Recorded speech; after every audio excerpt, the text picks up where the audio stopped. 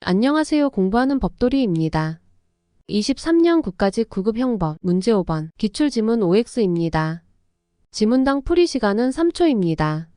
1번 지문입니다. 부진정 결과적 가중범의 경우에 중한 결과에 대한 고의범과 결과적 가중범의 법정형이 같은 경우에는 결과적 가중범만 성립하지만 중한 결과에 대한 고의범의 법정형이 결과적 가중범보다 중한 경우에는 결과적 가중범과 중한 결과에 대한 고의범은 상상적 경합관계에 있다. 정답은 5입니다. 대법원은 부진정 결과적 가중범에서 고의로 중한 결과를 발생하게 한 행위가 별도의 구성 요건에 해당하고 그 고의범에 대하여 결과적 가중범의 정한 형보다 더 무겁게 처벌하는 규정이 있는 경우에는 그 고의범과 결과적 가중범이 상상적 경합관계에 있지만 위와 같이 고의범에 대하여 더 무겁게 처벌하는 규정이 없는 경우에는 결과적 가중범이 고의범에 대하여 특별관계에 있으므로 결과적 가중범만 성립하고 이와 법조경합의 관계에 있는 고의범에 대하여는 별도로 죄를 구성하지 않는다. 라고 판시하였으므로 옳은 지문입니다. 2번 지문입니다. 사람이 현존하는 건조물을 방어하는 집단행위의 과정에서 일부 집단원만이 고의행위로 살상을 가한 경우 다른 집단원이 그 결과를 예견할 수 있었더라도 현존 건조물 방화치 사상죄의 죄책을 인정할 수 없다. 정답은 X입니다.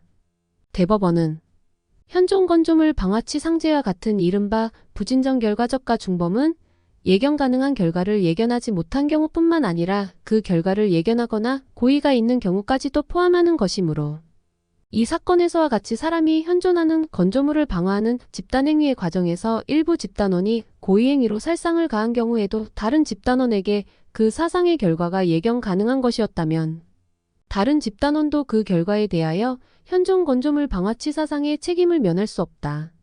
라고 판시하였으므로 틀린 지문입니다. 3번 지문입니다. 결과적 가중범에 있어서 중한 결과를 같이 발생시킬 의사가 없었더라도 행위를 공동으로 할 의사가 있고 중한 결과가 예견 가능한 것이었다면 결과적 가중범의 공동정범이 성립한다. 정답은 5입니다. 대법원은 결과적 가중범인 상해치사죄의 공동정범은 폭행 기타의 신체침해 행위를 공동으로 할 의사가 있으면 성립되고 결과를 공동으로 할 의사는 필요 없으며 여러 사람이 상해의 범위로 범행 중 한 사람이 중한 상해를 가하여 피해자가 사망에 이르게 된 경우 나머지 사람들은 사망의 결과를 예견할 수 없는 때가 아닌 한 상해치사의 죄책을 면할 수 없다. 라고 판시하였으므로 옳은 지문입니다.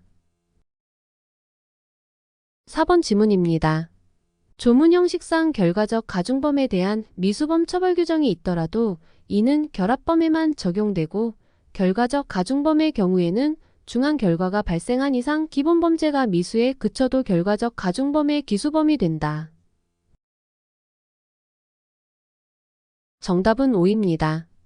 대법원은 특수강간이 미수에 그쳤다고 하더라도 그로 인하여 피해자가 상해를 입었으면 특수강간치 상죄가 성립하는 것이고 같은 법 제12조에서 규정한 위 제구조 제1항에 대한 미수범 처벌 규정은 제구조 제1항에서 특수강간치 상죄와 함께 규정된 특수강간 상해죄의 미수에 그친 경우 즉 특수강간의 죄를 범하거나 미수에 그친 자가 피해자에 대하여 상해의 고의를 가지고 피해자에게 상해를 입히려다가 미수에 그친 경우 등에도 적용된다.